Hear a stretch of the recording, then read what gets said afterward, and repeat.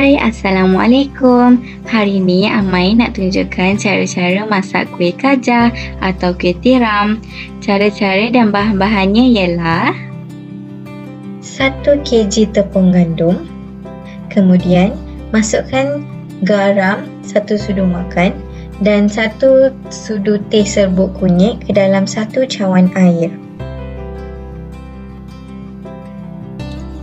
Dan kacaukan.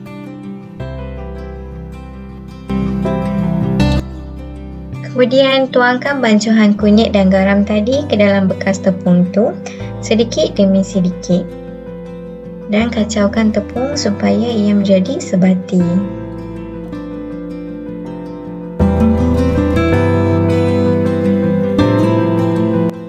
Kemudian masukkan lagi 1 cawan air ke dalam tepung tadi, sama juga sedikit demi sedikit supaya tepung itu menjadi satu dough. Kalau rasa air tu tak cukup, boleh tambah lagi sikit lah hingga ia menjadi satu adunan yang sebati.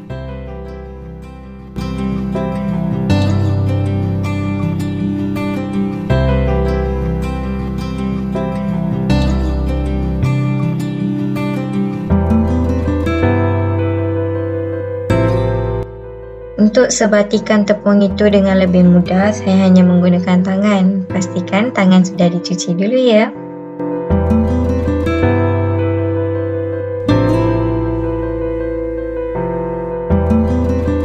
Tada! Sudah menjadi satu adunan. Sekarang ni saya nak jadikan adunan tu lebih lembut. Oleh itu saya akan uli lagi after menjadi satu adunan. Uli.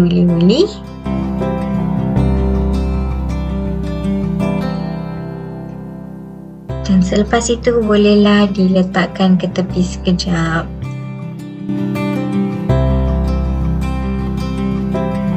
Jangan lupa tutup pula.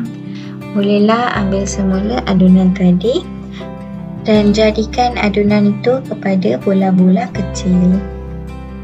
Seperti yang saya tunjukkan ni. Sekarang ketepikan dulu bola-bola itu dan isikan minyak ke dalam satu kuali. Panaskan minyak tersebut dan minyak yang panas itu dimasukkan ke dalam satu mangkuk kecil yang diisikan tepung gandum dan kacaukan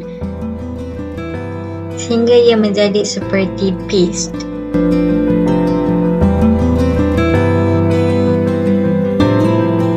Kemudian siap-siap canaikan bola kecil itu sehingga menjadi sedikit tebal. Dan ambil satu dough yang telah dicanai itu dan canaikannya lagi hingga ia menjadi nipis.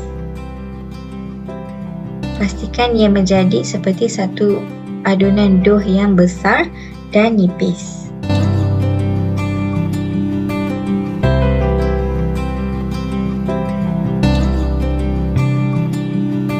Kemudian sapukan campuran minyak panas dan tepung gandum tadi ke atas adunan dough tu. Saya menggunakan berus yang kecil. Kalau mempunyai berus yang lebih besar, lebih mudahlah untuk melakukannya. Kemudian lipatkan dough tadi seperti yang saya tunjukkan ini. Pastikan line-nya cantik je.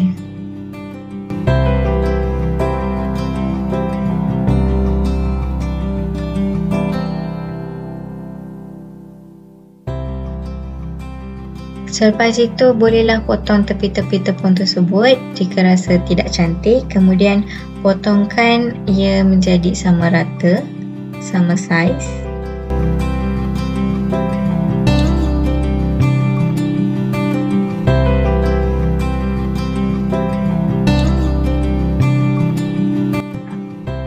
Kemudian ambil satu bahagian yang telah dipotong tadi dan canaikan lagi hingga ia menjadi nipis dan lepir.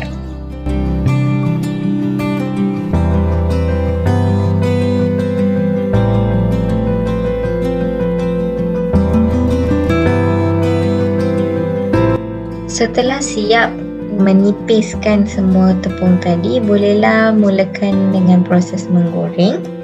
Masukkan tepung tadi satu persatu ke dalam minyak panas. Kemudian gorengkan tepung tersebut dan pastikan kedua-dua belah tepung itu telah menjadi seperti orange kekuningan dan bolehlah diangkat. Lagi satu, nak tahu yang kuih ini sudah siap dimasak, tidak akan ada buih-buih di tepi kuih tersebut. Macam yang nampak dalam video ni.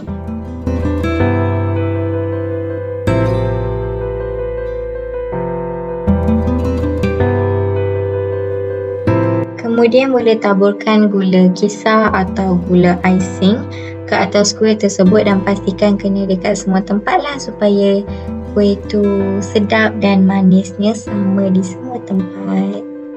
Dan siap!